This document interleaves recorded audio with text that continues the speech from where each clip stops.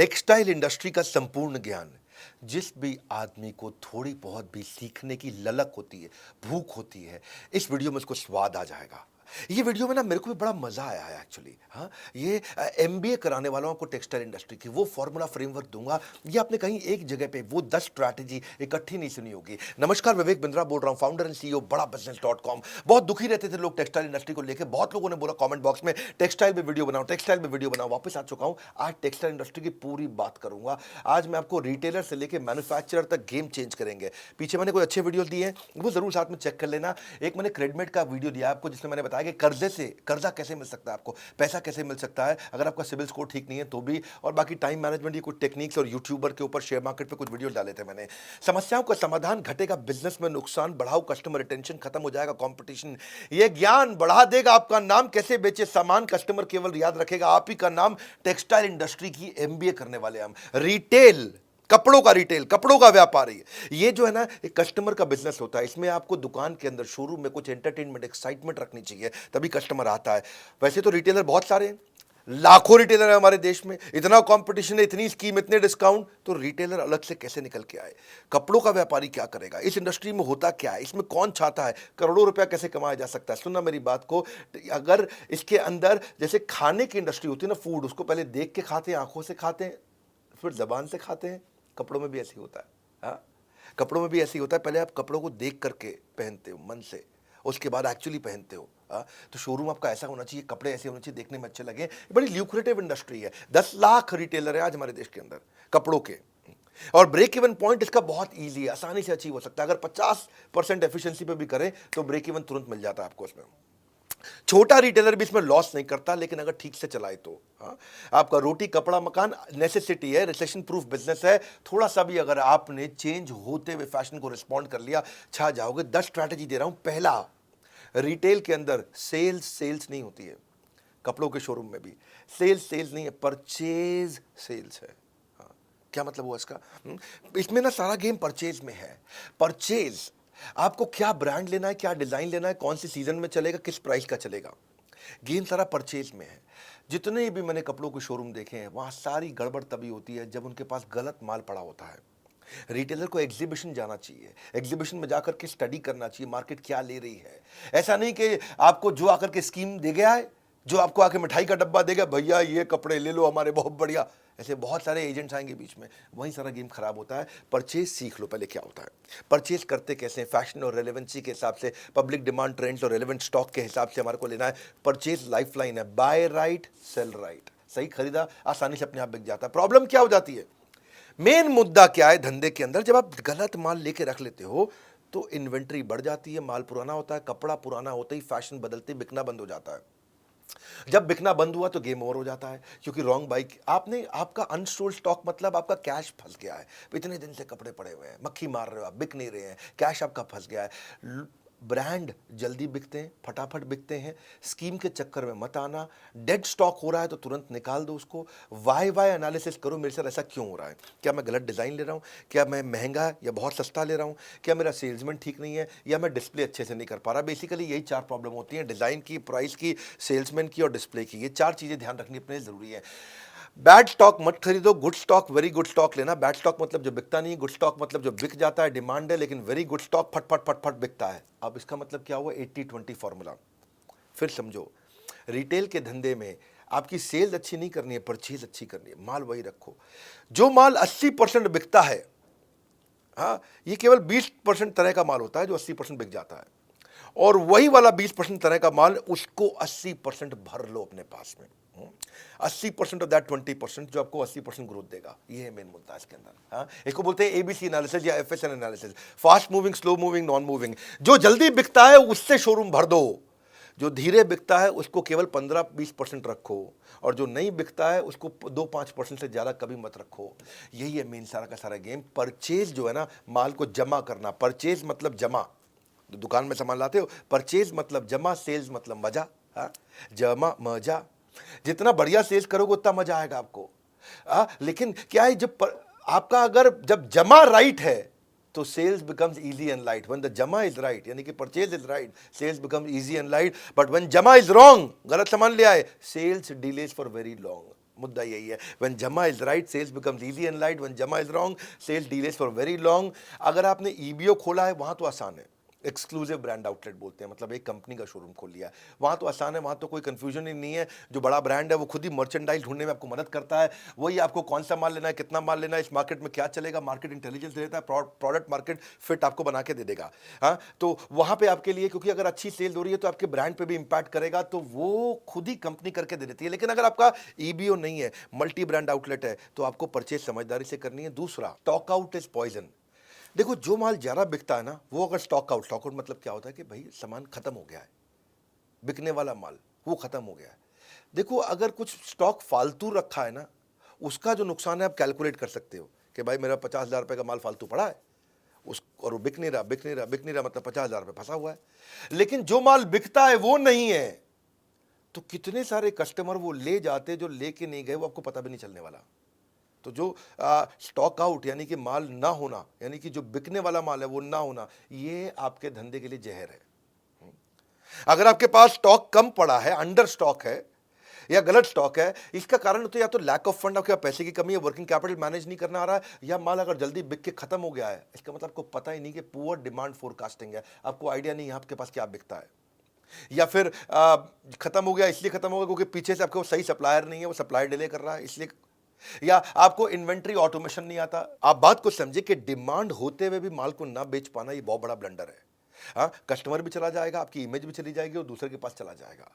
तो आप क्या करिए, परेटो प्रिंसिपल जो मैंने बताया था, जो 20% माल 80% बिकता है, उस माल का हर महीने फ्रेश बाइंग करते रहो, शोरूम नया लगेगा। आप फ्रेश बाइंग हर महीने करते रहो, शोरूम नया लगेगा। आपको वर्किंग कैपिटल मैनेज करनी आनी चाहिए, आपको ट्रेंड और फैशन पकड़ में आने चाहिए। आप या तो ईबीओ खोल लो, दो पाए, या तो एक्सक्लूसिव ब्रांड आउटलेट खोल लो, भाई जिस कंपनी, वो कंपनी खुद ही बता देगी क्या बिकता है क्या नहीं बिकता, उसके पास ईआरपीज हैं, सॉफ्टवेयर हैं, बता देगा। और आप ईबीओ नहीं खोलना चाहते, अपना ही एमबीओ चलाना चाहते हो, तो फिर ईआरपी खुद लगा लो। रेडी सोल्यूशन आजकल ईआरपी के बहुत सारे आ रहे हैं, वो लगा लो, काम हो जाएगा। तीसरी स्ट्रैटेजी पे ध्यान देना, लोकेशन जो है ना, इसमें बड़ा गेम चेंजर है। आपके शोरूम का, आपके स्टोर का, आपकी कंपनी का लोकेशन कहाँ पे है, फिजिकल लोकेशन से बात बनती है। भैया अगर लोकेशन कमजोर है, कस्टमर ही नहीं आ रहा, तो बेकार है।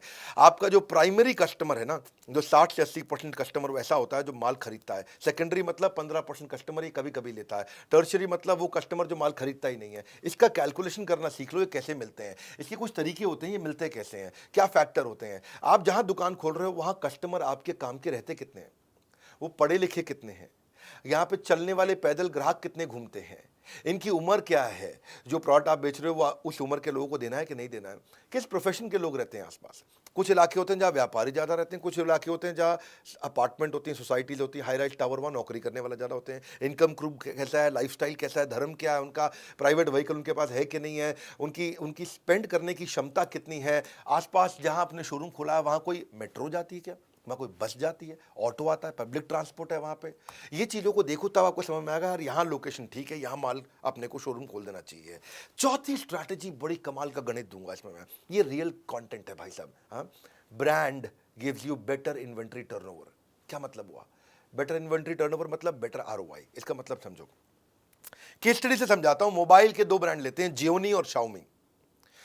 जो दुकानदार है ना, उसको शाओमी केवल 4% मार्जिन देता है, जियोनी 12% मार्जिन देता है। लेकिन फिर भी कौन, मतलब कमाई किस में जा रहा है, जियोनी में कि शाओमी में, जियोनी में। जियोनी 12% दे रहा है। हाँ, यानी कि आपने 1 लाख रुपए का मोबाइल बेचा जियोनी का, तो आपको 12,000 रुपये कमा लोगे। शाओमी का 1 लाख रुपए का मोबाइल बेचा तो केवल 4,000 रुपये कमाओगे। तो आदमी कहे भाई जियोनी ज़्यादा रख लो, लेकिन वो शाओमी रखता है ज़्यादा। पूछो क्यों? क्योंकि समझो यहाँ पे दो आपके बड़े अच्छे से खाने बने हुए हैं जहां आपने मोबाइल रखे हुए हैं, है कि नहीं, रैक अंग्रेजी में बोलते हैं। यहां 1 लाख रुपए का जियोनी पड़ा है, यहां 1 लाख रुपए का शाओमी पड़ा है। जियोनी 1 लाख रुपए का पूरे महीने में एक ही बार बिकेगा, यानी कि एक महीने में 1 लाख रुपए का आपने जियोनी बेच लिया, तो आपको उस पर कितना बच गया, 12% के हिसाब से 12,000 रुपये बच गया। लेकिन शाओमी इतनी तेज बिकता है, इतना ज़्यादा बिकता है, इतना ज़्यादा बिकता है कि ये 1 लाख रुपए का माल बिक गया, फिर आपने खरीदा, फिर बिक गया, फिर आपने खरीदा, फिर बिक गया, फिर आपने खरीदा। आपने फंसाया तो 1 ही लाख है, लेकिन ये 10 बार बिक गया। इधर 1 लाख का माल 1 बार बिका, शाओमी का 1 लाख का माल 10 बार बिक गया। शाओमी दे तो रहा था 4%, लेकिन उस 1 लाख पे आपने 4% 10 बार कमा लिया। यानी कि आपने यहाँ 40,000 रुपये कमाया और यहाँ आपने 1 लाख पे केवल 12% देखने में अच्छा था, पर ये एक ही बार बिका तो आपने 12,000 कमाया। तो इस 1 लाख पे अपने महीने में 12,000 रुपये कमाया, इस 1 लाख पे महीने में आपने 40,000 रुपये कमाया, क्योंकि माल 1 ही लाख का रखा था, बिक रहा है आ रहा है, बिक रहा है जा रहा है। आप तो 1 ही लाख का माल फंसाते हो ना, अपना पैसा तो 1 ही लाख फंसाया दोनों जगह पे आपने, पर ये कम बार बिका जियो नहीं, तो यानी कि एक बार बिकने पे आपको 12,000 कमा के दिया, 10 बार 1 लाख का माल बिकने के कारण आपको 40,000 रुपये कमा के दिया। इसको बोलते हैं आरओआई। इसका मतलब क्या भैया? मतलब ये है कि अगर आप अच्छा ब्रांड रखोगे तो वो आपका ब्रांड बना देगा, और लोकल आइटम रखोगे तो आपको भी जिंदगी भर लोकल बनाए रखेगा। माल वो रखो जो अपने आप बिकता हो, मार्जिन थोड़ा मात्रा कम भी हो तो भी चल जाता है, आप आरओआई बहुत अच्छी कमा लेते हो, बहुत बढ़िया कर लेते हो। इसमें ना आप, मैं साधारण भाषा में समझाना पसंद करता हूँ। ये जोनी शाओमी के आइडिया से आपको समझ में आ गया होगा। कपड़ों में मामले में भी ना, कोई लोकल लल्लू लाल कपड़ा मत रखो, ठीक ब्रांड का कपड़ा रखोगे। हाँ, लल्लू लाल हो सकता है आपको 50% मार्जिन दे दे, ब्रांड आपको 30% मार्जिन दे, पर आप ब्रांड में ज़्यादा कमा जाओगे, जल्दी जल्दी बिकता है। हाँ, स्टॉक बहुत तेज घूमता है। और ये अगर फंसा रह गया ना आपका, जियोनी फंसा रह गया, तो जियोनी 3G था, टेक्नोलॉजी 4G आ गई, मोबाइल बेकार हो गया। भाई उसका रैम कम था और नया रैम आ गया, ज्यादा रैम वाले मोबाइल आ गए, टेक्नोलॉजी बेकार हो गई, मोबाइल बेकार हो गया। पड़े पड़े मोबाइल पुराना बेकार हो जाएगा, आपकी जिंदगी बेकार हो जाएगा। आपका भाई क्या हो गया, क्या करूं, फंस गया मैं, मक्खी मारना उसके बैठ के। एक और फॉर्मूला समझो आप, इसको बोलते हैं stock rotation formula. Stock rotation formula क्या है, इसे समझ में आ जाएगी आपको बात। अगर आप बिल्कुल पढ़े लिखे नहीं हो ना तो भी ये फॉर्मूला समझ में आ जाएगा आपको। हाँ, मैथमेटिक्स तो छोड़ो, अगर आपने खाली 10वीं छोड़ो, 8वीं छोड़ो, 5वीं तक पढ़ाई करिए, इतना ईजी कर दूंगा। सेल्स अपॉन स्टॉक का मतलब क्या है? आपने सेल्स करी 2 करोड़ की और माल आपने 1 करोड़ का खरीदा, यानी कि साल के एंड में आपके पास 1 करोड़ का माल बचा, लेकिन साल के एंड तक आपने सेल 2 करोड़ की कर दी। कैसे करी होगी? ऐसी करी ना कि भाई माल गया आया गया आया, तो आपने माल आपने 2 बार मंगा लिया। तो आपका जो फंसा था 1 ही करोड़ फंसा था, लेकिन माल आपने 2 बार बेच दिया। आप, कई लोग इतने समझदार होते हैं, इतने समझदार होते हैं कि 1 करोड़ लगा करके 5 करोड़ की सेल कर देते हैं, और कई एक्सट्रीमली बेस्ट होते हैं, वो 1 करोड़ लगा करके 1 करोड़ का माल साल में 10 बार बेच देते हैं। यानी कि कपड़ों के शोरूम में उसको बोलेंगे 10 करोड़ अपॉन 1 करोड़, यानी कि उसका स्टॉक रोटेशन 10 बार हो गया है। आप समझो, जो इसको ऐसे समझो भाई, कुछ दुकानदार पुराना माल पड़ा है, वो थान में लिपटा हुआ है, उस पर दाग पड़ जाते हैं, जीन्स रखते हैं, किसी लोकल शोरूम में जाओगे दुकान पे, वहाँ जीन्स जब वो खोल के निकालेगा ना, तो उसके घुटनों से जहाँ फोल्ड करी थी जीन्स, उसमें लाइन सी आ जाती है। देखिए आपने कभी कभी ब्राउन सी भूरे रंग की लाइन आ जाती है, क्योंकि माल पड़ा हुआ है, उसका स्टॉक रोटेशन नहीं हो रहा, पुराना माल पड़ा हुआ है, खराब हो गया उसका माल, है, फैशन बदल चुका है, माल पड़ा हुआ है। वही चक्कर है। आपने अगर 1 करोड़ का माल 10 बार बेच दिया तो आपका स्टॉक रोटेशन 10 है। इसको आप ऐसे समझो फॉर्मूला से आसानी से, कि 1 करोड़ का माल अगर आपने 30% मार्जिन पे साल में 1 ही बार बेचा तो आपको 30 लाख रुपए बचा। लेकिन आपने दूसरी तरफ 1 करोड़ का माल साल में 5 बार बेच दिया, जल्दी जल्दी बेच दिया, 30% की जगह खाली 20% मार्जिन कमाया, तो 20% मार्जिन आपका 1 करोड़ का होता है 20 लाख, लेकिन 5 बार बेच दिया, यानी कि 20 लाख मल्टीप्लाइड बाय 5, 1 करोड़ रुपया। यहाँ 30% मार्जिन के साथ आपने 30 लाख कमाया, 20% मार्जिन के साथ आपने 1 करोड़ कमा लिया। वो 30 लाख कमा रहा साल में, ये 1 करोड़ कमा रहा साल में। एक ही अमाउंट फंसाया दोनों ने, इन्वेस्टमेंट दोनों की बराबर थी, पर उसकी बेचारे की कमाई साल के एंड में 30 लाख है, इसकी कमाई साल के एंड में 1 करोड़ है। ये मजा मार रहा है। इसके लिए करना क्या हुआ है, समझ में तो आ गया आपको? 4 महीने पुराना माल खरीदी के भाव पे बेच दो।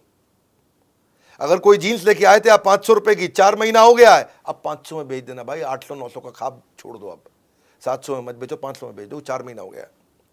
लेकिन अगर 6 महीने तक सामान पड़ा रह गया कपड़ा आपके पास कोई, तो 500 की जगह 450 में बेच दो, कोई दिक्कत नहीं है। 430 में बेच दो, कोई दिक्कत नहीं है, पैसे छुट्टे हो जाएंगे।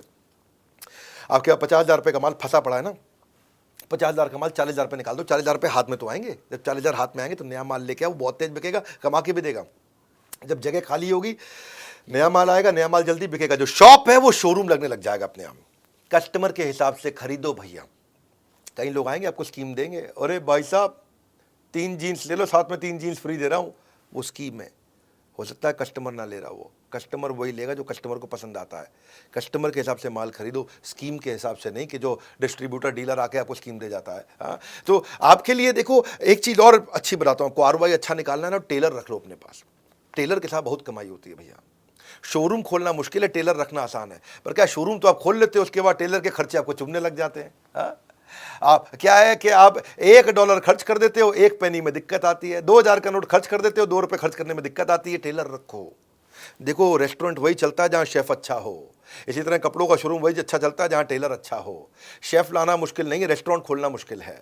आप अगर रेस्टोरेंट, ये बड़ा इंपॉर्टेंट है चीज़ को समझना कि टेलर छोटी छोटी चीज़ें आपके लिए अच्छी इतनी तेज कर सकता है सर्विस के मामले में कि आपका कस्टमर वापस आता है लौट करके। मैं ना इस रिटेल इंडस्ट्री के अंदर, इसके अंदर ये जो हमारी टेक्सटाइल इंडस्ट्री है, इसमें सियाराम एक अच्छा ब्रांड है। उसके जो ओनर हैं, चेयरमैन है मिस्टर रमेश पोदार, हमारी बड़ी मित्रता है उनसे, बड़ा प्रेम है, बहुत बहुत वार्म और कॉर्डियल रिलेशनशिप है मेरा। तो मैं सोचा कि टेक्सटाइल की बात कर रहा हूँ, तो मैंने रमेश जी को फ़ोन लगाया। मैं कहा नमस्कार रमेश जी, कैसे हैं? वो नमस्कार बिंद्रा जी, बहुत अच्छे हैं, बड़ा उनसे प्यार है। वो मेरे को उन्होंने कुछ कपड़े भी गिफ्ट किए अपने, बोले मैं सियाराम के सूट पहनूँ बिंद्रा जी, ये भी मैं सियाराम का सूट पहना हुआ है। तो मैंने जब उनसे बात किया, मैं कहा उनसे भी थोड़ा सी ये समझता हूँ, तो मैं उनकी भी स्ट्रैटेजी बताता हूँ। ये 1978 की कंपनी है भैया, सियाराम, जे हेम्स्टेड, कैडनी, ऑक्समबर्ग भी बड़ा ब्रांड, सब इन्हीं की 80 मिलियन मीटर जो है ना बनाते हैं, कि 40,000 आउटलेट पे माल बेच रहे हैं। 100 करोड़ तो उन्होंने 1991 में पहला कर लिया। देसी ब्रांड, लेकिन इंटरनेशनल अपील है इनका। ये रिलेशन इनके साथ ऐसा है कि इन्होंने देखा कि डॉक्टर विवेक बिंद्रा बड़े वर्ल्ड रिकॉर्ड बना रहे हैं, तो इन्होंने भी रिटेलर्स के लिए एक इवेंट किया था और उसमें इन्होंने गिनीज वर्ल्ड रिकॉर्ड बनाया था। मुझे बोले कि आपसे इंस्पायर हुए, आपके देखा देखी हमने भी वर्ल्ड रिकॉर्ड बनाया। तो सियाराम के रमेश पोदार जी से एक और स्ट्रैटेजी मुझे समझ में आई, space utilization is revenue maximization. कई बार लोग शोरूम खोल लेते हैं। अब एक भाई थे हैदराबाद के, और उनका जो शोरूम था, उनका जो स्टोर था, वो 6,000 स्क्वायर फीट का था। 3,000 स्क्वायर फीट ग्राउंड फ्लोर पे, 3,000 स्क्वायर फीट फर्स्ट फ्लोर पे। तो ग्राउंड फ्लोर पे उन्होंने बना रखा शोरूम, बहुत बढ़िया, चकाचक लाइट, बहुत सुंदर, मतलब अंदर घुसो तो देख के बड़ा हो मजा आ जाता। और ऊपर उन्होंने बना दिया गोडाउन। तो रमेश भाई वहां गए, उनसे मिले, उन्हीं का रिटेलर था। तो रमेश भाई बोले, अब सियाराम के चेयरमैन है तो सामने वाला बात सुनता भी है उनकी। बोले यार तुम गलती कर रहे हो, प्राइम लोकेशन पे, हैदराबाद की सबसे महंगी रोड पे तुम्हारा ही शोरूम है, और फर्स्ट फ्लोर को तुमने बना रखा है गोडाउन। गोडाउन सस्ती जमीन पे बनाओ, तो ग्राउंड फ्लोर पे भी शोरूम कर दो, फर्स्ट फ्लोर पे भी शोरूम कर दो, स्पेस को यूटिलाइज करो। स्पेस यूटिलाइज होगा, रेवेन्यू मैक्सिमाइज होगा। वो भाई मान गया उनकी बात। वही आदमी जो नीचे ग्राउंड फ्लोर पे 8 करोड़ का टर्नओवर कर रहा था, ऊपर फर्स्ट फ्लोर खोलते ही वो 12 करोड़ पे आ गया, फिर 15 करोड़ पे आ गया। तो उन्हें बहुत धन्यवाद किया, क्योंकि जब गोडाउन बनाना था वो सस्ती जगह बनाया, खर्चा उसका बहुत कम हो गया। वरना अगर ऊपर फर्स्ट फ्लोर जो इतनी प्रीमियम लोकेशन थी, उससे फट फट फट फट तेज कमाया उन्होंने। तो स्पेस यूटिलाइजेशन जब करोगे तो उसमें देखो मैनेक्विन अच्छे से डालो, ट्रायल रूम बनाओ, शीशे लगाओ, डिस्प्ले शेल्फ अच्छे लगाओ, डिस्प्ले काउंटर बढ़ाओ। जितना अच्छे से स्पेस को यूटिलाइज करेंगे ना, उतना रेवेन्यू मैक्सिमाइज होता है आपका। अगला है छठा स्ट्रैटेजी, इफेक्टिव ट्रेनिंग, मतलब हायर कन्वर्जन। आपने शोरूम बनाया, आपके शोरूम पे आपने कितने सालों की मेहनत करी है ना, कितना पैसा लगा दिया आपने वहाँ पे, कितना कुछ कर दिया आपने, इतनी ब्रांडिंग मार्केटिंग कर दी उसकी। आज उसकी इतनी इज्जत हो गई कि रोज 100 कस्टमर आ रहे हैं वहाँ पे। अगर रोज 100 कस्टमर आ रहे हैं और आपका सेल्समैन इतना कमजोर है कि 100 में से खाली 20 को माल बेच पाता है, 100 में से वो 20 को माल बेच पाता है, क्योंकि उसकी ट्रेनिंग अच्छी नहीं हुई। अगर उसकी ट्रेनिंग अच्छी कर दें, वो 100 में से 40 को माल बेच दे, तो आपका टर्नओवर एकदम डबल हो जाएगा। हाँ, कस्टमर लाने पे आप खर्चा कर चुके हो, पर उसकी ट्रेनिंग नहीं करी आपने। ये छोटे छोटे खर्चे होते हैं। प्रोफेशनलिज्म बढ़ाइए। हाँ, प्रोफेशनल्स को लाइए, उनको उतना प्रेम दीजिए कि वो फैमिली हो जाएं। फैमिली को लाइए, उनको उतना ट्रेनिंग दीजिए कि वो प्रोफेशनल हो जाएं। दो बातें हैं कि आप जब किसी एम्प्लॉय को हायर करते हो, उसको इतना प्रेम दो प्रोफेशनल आदमी को कि वो फैमिली जैसा हो जाए, और खुद के जो परिवार वाले हैं उनको इतना ट्रेनिंग दे दो कि वो प्रोफेशनल्स की तरह काम करना शुरू कर दें। मजा आएगा। उसके बाद ट्रेनिंग का कल्चर बना दो। यंगस्टर्स को बहुत दिक्कत आती है, उनके लिए बड़ा आसान हो जाएगा। डेटा ड्रिवन अप्रोच रखो, मेजरेबल गोल रखो, नहीं तो एवरीथिंग गोल गोल हो जाएगा। अगर मेजरेबल गोल नहीं होगा तो एवरीथिंग गोल गोल। गोल गोल चाहिए या बड़ा जबरदस्त वाला गोल चाहिए। अपने मैनेजर को, स्टोर कीपर को, सेल्समैन को, कस्टमर सर्विस एग्जीक्यूटिव को, शॉप फ्लोर सबको बढ़िया ट्रेनिंग दो। इसको सारे रिटेलर्स के आप पहुंचा देना, जितने भी भैया अपने टेक्सटाइल वाले हैं। गेम चेंजर वीडियो में कुछ ऐसे ऐसे फॉर्मूला दूंगा आपको मैं। तो सेल्समैन ना बड़ा इंपॉर्टेंट टच पॉइंट होता है। 10 में से 2 कस्टमर को माल बेच पा रहा था, वो 10 में से 4 को बेचना शुरू हो गया। अच्छी ट्रेनिंग दे दी आपने तो टर्नओवर डबल हो गया आपका। तो आपका जो शॉप फ्लोर है वो बहुत इंपॉर्टेंट एरिया है। उसको आप फीचर वर्सेस बेनिफिट की ट्रेनिंग दो। भाई कपड़ों का फीचर मत बताओ, बेनिफिट बताओ उसको। प्रोडक्ट की origin, history, accessories, catalogue, prices, कपड़ों के डिफरेंट साइजेज, यूके का साइज ये है, यूएस का साइज ये है, मेन का साइज ये है, वुमेन का साइज ये है। फैब्रिक का उसको एक्सपीरियंस हो जाना चाहिए। कॉम्पिटिटर क्या प्रोडक्ट बेच रहा है, कॉम्पिटिटिव एडवांटेज क्या, उसको समझ में आ जाना चाहिए। एटिकेट्स के साथ बात करें, रैपो बिल्डिंग, रिलेशनशिप बना करके माल बेचे, कस्टमर के बाइंग बिहेवियर को पहचाने। डिफिकल्ट गुस्से वाला कस्टमर आ गया, एकदम चिड़ा हुआ, नक चढ़ा, ऐसे वाला भी होते हैं ना कहीं। हाँ, उसके साथ भी बड़ा कैसे वो डील करे, उसको कैसे समझाए और कैसे फॉलो अप करे, रेफरल कैसे ले, सेल्स को क्वालिफाई करे, प्रोफेशनल एथिक्स और एटिकेट उसको समझ में आ जाए, क्रॉस सेल अपसेल कर सके, है कि नहीं है। क्रॉस सेल अपसेल क्या होता है कि वो अगर कोट खरीदने आया तो अंदर के लिए शर्ट भी बेच दी साथ में। हाँ, अगर वो ट्राउजर लेने आया है तो ट्राउजर के साथ में अपने सॉक्स भी बेच दिए उसको। आपने अगर वो स्कर्ट लेने आई है तो अपने साथ में टॉप भी बेच दिया उसको। तो इसको क्रॉस सेलिंग। अप सेलिंग क्या है, अगर वो 2000 वाला ले रहा है तो उसको 2000 की जगह 3000 वाला माल बेच दिया। एस्पिरेशनल सेलिंग कर दिया। कस्टमर का मन कैसे मोह ले ताकि सेल्स अपने आप ही हो ले। हाँ, कस्टमर का मन कैसे मोह ले, सेल्स अपने आप ही हो ले, इससे आपका आरओआई निकल के आएगा, गेम चेंजर है। सातवीं strategy, keep an I on KPI. KPI मतलब की परफॉर्मेंस इंडिकेटर। कुछ फॉर्मूलाज रखने चाहिए अपने स्टाफ के साथ, अपने ऊपर भी रख सकते हो। बेटा झूठ बोल सकता है, डेटा झूठ नहीं बोल सकता। फॉर्मूला क्या है आपको पता है भैया, मैं गैस नहीं देता, मैं ये नहीं बोल रहा जॉन लगा दो, मेहनत कर लो, खून पसीना एक कर लो, एड़ी चोटी का जोर लगा दो, ये सब बोल रहा हूं क्या मैं? फालतू मोटिवेशन नहीं मेरे भाई, रियल फॉर्मूला। बिजनेस के मामले में डॉक्टर विवेक बिंद्रा के चैनल पे आ जाओ, बड़ा बिजनेस, बस बस बस इतना ही। केपीआई मतलब डेटा ड्रिवन काम करना। कैसे करना है आपको? डेटा ड्रिवन का मतलब है जैसे ना आप कुछ फॉर्मूला चेक करो, प्रॉफिट पर स्क्वायर फीट। अगर आपका 1000 स्क्वायर फीट का शोरूम है, आपका 1 लाख रुपए का प्रॉफिट हो रहा है, तो 1 लाख को 1000 से डिवाइड कर दो, आपको पता चल जाएगा प्रॉफिट पर स्क्वायर फीट कितना आ रहा है। फिर वो बेंचमार्क से उसको इंप्रूव करो। एवरेज ट्रांजैक्शन वैल्यू, जितने लोग आ रहे हैं, मेरा जो मेरा नाई है ना, बाल काटने आता था मेरे, उसके यहाँ एवरेज ट्रांजैक्शन वैल्यू जो थी 200 रुपए की थी। मैंने उसको बताया कैसे कॉम्बो बना दे और average transaction value, average order value को 500 रुपया कर दे। उसने कॉम्बो बनाना शुरू किए। जो कस्टमर बढ़ाना मुश्किल है, लेकिन उसी कस्टमर से ज़्यादा पैसा लेना आसान है। तो 200 में जो बाल काटता था, शेव करता था, उसने बोला मैं मसाज के साथ में बाल भी फ्री कर रहा हूँ काटना, शेव भी फ्री कर रहा हूँ, ये भी कर रहा हूँ। तो लोग जो है ना, उसने, मैंने उसको बताया कि ऐसा करो, सेल्फी ले ले यार, एक थीम उसको दिया, वो बहुत चल गया उसको, भाई मज़ा आ गया, है कि नहीं। लोगों ने वो 200 की जगह 500 का माल लेना शुरू कर दिया। इसको बोलते हैं एवरेज ट्रांजैक्शन वैल्यू। हाँ, ऐसे ही आप लीड कन्वर्जन, कि भाई जितना कस्टमर आ रहा है कितने को बेच पा रहा है, पिछले महीने से ज़्यादा रेवेन्यू करके देखा, ये भी केपीआई हो गया, की performance indicator. Upsell cross sell कितना कर रहा है। हाँ, एवरेज सेल्स साइकिल टाइम, मतलब ये कस्टमर को कितनी देर में बेचता है। हाँ, कई सेल्समैन होते हैं, वो उसके पास कस्टमर आया 15 मिनट में बेच देते हैं। कई सेल्समैन होते हैं, उसके पास कस्टमर आया 1 घंटा सब खोल के बैठ जाता है, ये भी देख लो, ये भी देख लो, ये भी देख लो। कस्टमर कंफ्यूज, गोल चक्कर होता रहता है। साइड में अमेजोन खोलता है और वो अपनी मम्मी को बोले मम्मी यहाँ से ले लेंगे, माल भी नहीं बिकता, है कि नहीं है। और बिकता भी तो ये 1.5 घंटे बाद जाके बिकता है। इसको क्या बोलते हैं? Average handling time, AHT। तो ये भी देखो कौन एम्प्लॉय ज़्यादा टाइम लगा रहा है। Average profit margin on sales, कौन डिस्काउंट ज़्यादा दे देता है, पूरे मार्जिन पे बेच रहा है कि नहीं बेच रहा। ये सेल्स पर रिप्रेजेंटेटिव, अगर आपकी 1 लाख की सेल हुई है और आपने पास 10 आपके पास एम्प्लॉय है, सेल्समैन है, तो मतलब ऑन एन एवरेज एक आदमी 10,000 रुपये की सेल करता है। तो जो 10,000 से ज़्यादा की करता है उसकी ताली बजा दो, जो 10,000 से कम की करता है उसकी ट्रेनिंग कर दो। ये कुछ बढ़िया बढ़िया KPIs होते हैं। सेल्स पर एम्प्लॉय निकाल लो, एम्प्लॉय टू कस्टमर रेशियो निकाल लो। हाँ, कि भाई आपने इससे ये बड़ा फायदा है एम्प्लॉय टू कस्टमर रेशियो, कि अगर आपके पास रोज 1000 कस्टमर आ रहे हैं और 10 सेल्समैन हैं, तो आपने निकाल लिया भैया कि मैं 100 कस्टमर पे एक सेल्समैन दिन भर में लगाता हूं।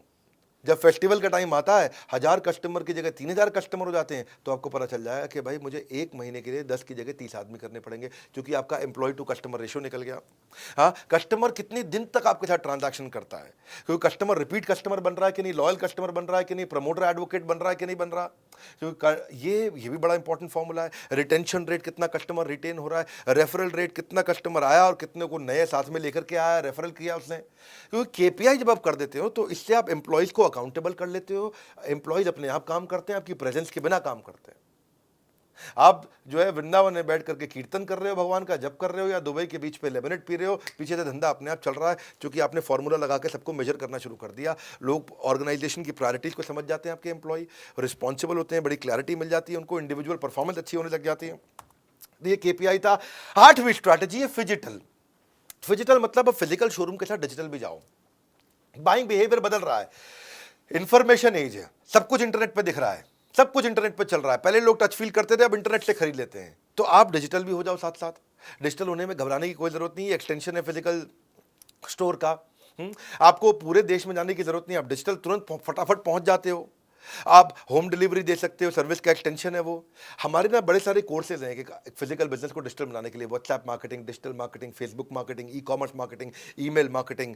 बस आपने ये सब सीख लिया, व्हाट्सएप मार्केटिंग आपने सीख लिया, तो आप कस्टमर को प्रोडक्ट भी भेज दोगे, उसको प्राइस भी बता दोगे, उससे परचेज भी करा लोगे, उससे पेमेंट भी करा लोगे और अपना प्रॉफिट भी कमा लोगे।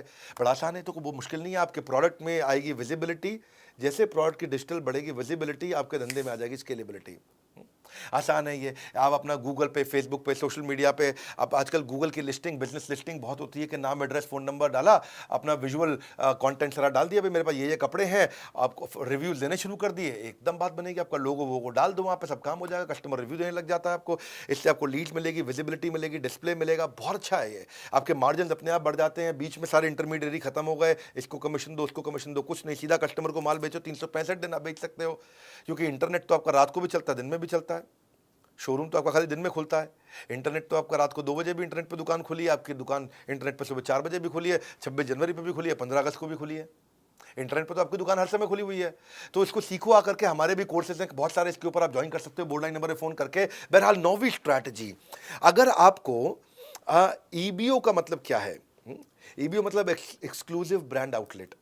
इसमें आपकी मेहनत कम है, ब्रांड की मेहनत ज़्यादा है, वो सारे आपकी मदद करते हैं। मान लो आपने कोई भी ब्रांड उठा लो, अभी सीआरएम की बात कर लेते हैं, सीआरएम का ब्रांड उठा लो, उसके अपने लॉयल कस्टमर हैं, उसकी अपनी बहुत बड़ी विजिबिलिटी है, उसका अपना प्रूवन एक क्वालिटी और कमर्शियल वायबिलिटी है, और आपको बड़ी अच्छी प्रीमियम अपील है उसकी। ब्रांड का अपना एक विजन होता है, उसकी अपनी लॉन्ग टर्म स्ट्रैटेजी होती है, उसके अपने ग्रोथ प्लान होते हैं, उसके बाद अपने मार्केटिंग के बजट होते हैं। आप थोड़ी कर सकते हो सारे बॉलीवुड वाले को ला दो।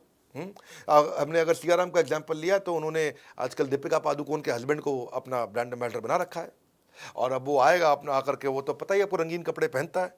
तो अब आप तो नहीं, आप दीपिका पादुकोण को या उसके हस्बैंड को ला सकते हो आसानी से, कोई आप तो दुकानदार हो। तो ईबीओ भी आप ट्राई कर सकते हो, ईबीओ बड़ा अच्छा ऑप्शन है। और रणवीर सिंह नाम है उसका, मैं नाम भूल जाता हूँ, मैं बॉलीवुड कम देखता हूँ।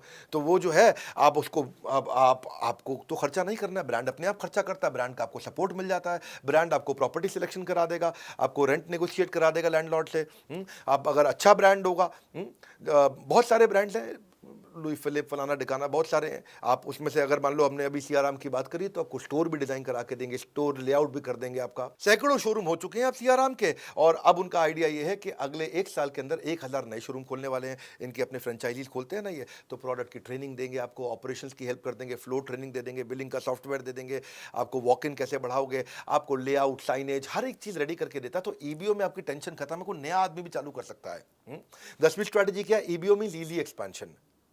अगर आपका एमबीओ है, मल्टीपल ब्रांड आउटलेट है, तो पुरानी गल्ला चला आ रहा है। दादाजी बैठते थे, दादाजी के पिताजी बैठते थे, अभी आपके पिता बैठते हैं, अभी आप खुद बैठते हैं, अपने बच्चों के लिए क्या करें? क्योंकि भैया एमबीओ को एक्सपैंड करना मुश्किल है, ईबीओ को आसान है। ईबीओ आप एक साथ 10 शोरूम चला सकते हो, एमबीओ में आपको खुद ही गल्ले पे बैठना पड़ता है। तो इंसान अपने बच्चों के लिए जगह बनाता है, तो एमबीओ उसका बड़ा अच्छा एग्जाम्पल है। फ्यूचर बच्चों का आप सिक्योर कर सकते हो, क्योंकि टेक्सटाइल के जो पुराने खिलाड़ी हैं वो भी, और जो बिल्कुल नए हैं वो भी अपने बच्चों को, सूखा सूखा बिजनेस होता है ईबीओ का, एकदम सूखा सूखा बिजनेस। भाई कंपनी से ही माल आया, कंपनी की सारी स्ट्रैटेजी, कंपनी का सारा सिस्टम आया, कस्टमर भी आया, कस्टमर को पहले शोरूम के बारे में पता है, उसको पहले ब्रांड के बारे में पता है, ओ सियाराम, तो वो आएगा, सियाराम का कपड़ा खरीदेगा, चला जाए, आपको क्या टेंशन है इसमें? हाँ, कईयों के पास जो कमर्शियल जगह होती है, मॉल में, कहीं पर डिस्ट्रिक्ट सेंटर में, कहीं पे, कुछ लोग हैं जिनके पास काम है पर जगह नहीं है, तो वो जगह लेके काम कर ले, और कुछ हैं जिनके पास जगह है पर कोई काम नहीं है, तो उनके लिए भी अच्छा कि भाई, क्योंकि ईबीओ करना आसान है, आपको ट्रेड का आदमी होने की जरूरत नहीं है, कोई भी आदमी कर सकता है। देखो, आपको ना ईबीओ में बिना बिजनेस के बैकग्राउंड के भी आप कर सकते हो। आप मैकडोनल्ड्स का या किसी भी खाने का, किसी का भी आप फ्रेंचाइजी की तरह ईबीओ चला सकते हो उसका। हाँ, आपको राइट फार्मूला दे देते हैं सक्सेस का। आपको अगर सीआरएम वालों से बात करना, तो उनसे भी बात करके देखो, मेरे को क्योंकि उनका बड़ा अच्छा लगा, मैंने खुद जा करके देखा उनका। बहरहाल, ये बहुत सारे आज आपको फॉर्मूलाज मैंने दिए, आपको बहुत सारे फ्रेमवर्क दिए, आपको मैंने ये एमबीए कराई मैंने आपको टेक्सटाइल इंडस्ट्री में। आप इस वीडियो को दोबारा देखना, क्योंकि लंबा वीडियो है, इसमें बहुत काम की चीज़ें, नोट्स बनाए कि नहीं बनाए। और अगर आप डिस्ट्रीब्यूटर हो, तो आप मैन्युफैक्चरर हो, रिटेलर को आप भेजो वीडियो, होलसेलर को वीडियो भेजो, ये कोई भी फ्रेंचाइजी वीडियो को भेजो, सबको आगे बढ़ाना जरूरी है, इसलिए शेयर करना भी बहुत जरूरी है। बहुत काम का वीडियो है। और अगर आप भी बिजनेस में ग्रो करना चाहते हो, ऐसी सारी स्ट्रैटेजी सीखना चाहते हो, अपने ब्रांड को बहुत बड़ा करना चाहते हो, मेरा मोस्ट सॉट आफ्टर कंटेंट आ चुका, लीडरशिप फनल। ये वो कंटेंट है जहां कोई गैस नहीं है, ये थोड़ा प्रीमियम है, इसमें खाली 300 सीट होती है। एक हम 5 स्टार, 6 स्टार, 7 स्टार होटल में करते हैं इसको, एयरपोर्ट के पास करते हैं, जहां पे हम लोग बहुत, केवल 300 सीट, राइट सीधा क्वेश्चन आंसर वहीं पे टक टक टक टक टक टक। रियल कंटेंट आपका पहले ट्रेनिंग नीड एनालिसिस कर लेते हैं, आपका पहले ही मैं पूरा कच्चा चिट्ठा पढ़ लेता हूँ, क्योंकि आपसे हम फॉर्म भरवा लेते हैं पहले, आपके बिजनेस को समझ के आता हूँ, आपके क्वेश्चंस को रेडी करके आता हूँ मैं पहले से ही। आपको real life example case study देते हैं, एग्जीक्यूटिबल स्ट्रैटेजी देते हैं और एक गेम चेंजिंग कोचिंग डायरी देते हैं। ये प्रीमियम कोचिंग डायरी ये कहीं नहीं मिलती है, ये केवल उस प्रोग्राम में मिलती है। हाँ, वीकली असाइनमेंट रहते हैं, उसके बाद कोच आपको वीकली असाइनमेंट फोन कर करके कराएगा, असाइनमेंट करो भाई साहब, आप नहीं करोगे दूसरे नंबर से करेगा फोन। असाइनमेंट क्यों नहीं किया आपने अभी तक? तो हैंड होल्डिंग सपोर्ट है, leadership funnel game changer program है, लोग कसमें खाते हैं इसकी, इसलिए अभी तुरंत अगला बैच आ गया है, आप फटाफट पता कर लो, सीट खत्म ना हो जाए। लीडरशिप फनल में आपको लाइफ टाइम मेंबरशिप भी हम फ्री दे रहे हैं, और इस वीडियो को सारे रिटेलर्स तक पहुंचाओ, पता नहीं फ्री कंटेंट से किसकी कितनी मदद हो जाए। बड़े गेम चेंजिंग इसमें स्ट्रैटेजीज है। हमारे साथ जुड़े रहने के लिए, इस वीडियो को शेयर करने के लिए, लीडरशिप फनल के लिए फोन करके पता लगाने के लिए आप सबका हृदय की गहराई से प्रेम पूर्वक बहुत बहुत